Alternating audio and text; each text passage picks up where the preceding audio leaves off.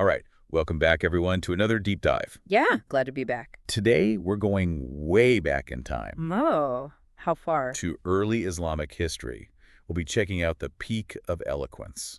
Sounds intriguing. What is that exactly? It's a collection of, well, everything. Sermons, letters, sayings, you name it. All from Imam Ali ibn Abi Talib. A pretty important guy in Islamic history, right? Exactly. And for our deep dive today, we'll be focusing specifically on his letters. Ah, his letters. So we're getting personal, getting a glimpse into his life and thoughts. Precisely. These letters weren't meant for public consumption like his sermons.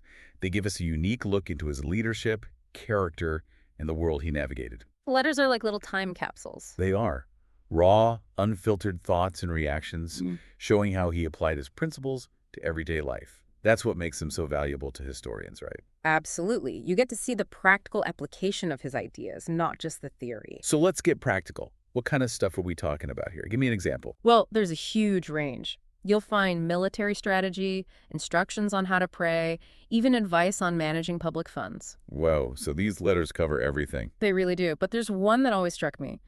The one he wrote for the executor of his estate. Wait, his will?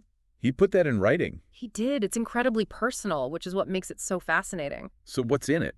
What kind of things did he want done after his death? Well, he lays out specific instructions about how his inheritance should be divided. He really emphasized fairness for everyone, especially widows. Widows? Why widows in particular? Think about the social context of the time.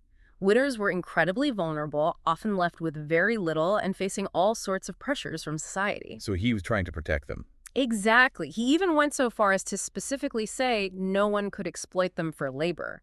You can see his deep commitment to justice and sensitivity to those who needed it most. He wasn't just following the letter of the law, he was making sure the spirit of it was upheld. Exactly. Protecting the most vulnerable, that's a strong theme throughout his letters. It all ties into those overarching themes we talked about earlier, remember? Justice, compassion, wisdom, they weave their way through every single letter. Let's start with justice then. How did that play out in his letters, especially when it came to leadership? Well, what strikes me is his unwavering commitment to it, no matter how tough the situation. So give me an example. How did this unwavering commitment show up in his writing? In one letter, he's advising a governor. He tells him straight up, no favoritism. Base your judgments on merit, not on who someone is or their social standing. Treat everyone equally under the law. He sounds like he was serious about holding people accountable, even those in power. Oh, absolutely.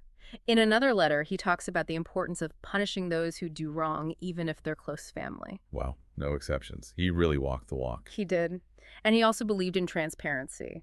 Leaders need to be open and accountable to build trust and make sure justice is not only done, but seen to be done. That's powerful.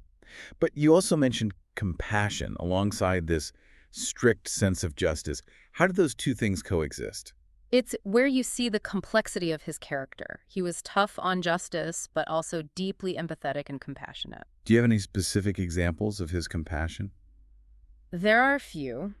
One that comes to mind is a letter where he's instructing a governor on how to handle requests. Okay, interesting. What's he saying? He's saying, even when you have to say no, make sure you treat people with respect and courtesy. Let them feel heard and understood, even if they don't get what they want. It's about preserving their dignity. Exactly. And this compassion went beyond individual interactions. He was a big believer in generosity and supporting those in need. He sounds like he really cared for the well-being of the people. He did. He even emphasized immediate support, saying any delay could have terrible consequences.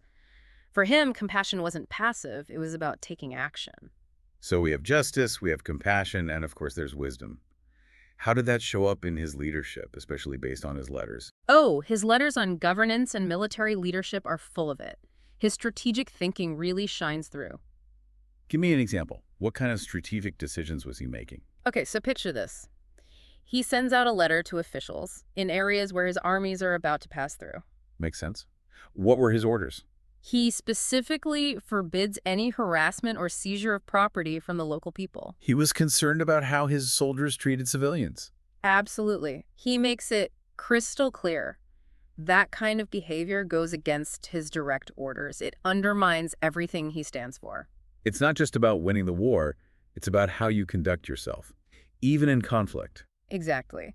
And this strategic foresight wasn't just about big military decisions either. Oh. So where else do we see it? Well, in another letter, he's responding to someone's proposal. He actually criticizes their thinking, says it's convoluted and unclear. He was calling them out on their lack of clarity. He was. He stressed the need for directness and clear thinking, even in everyday matters. So this wasn't just about grand strategies, it was a way of life. It's amazing to see how these letters reveal so much about him.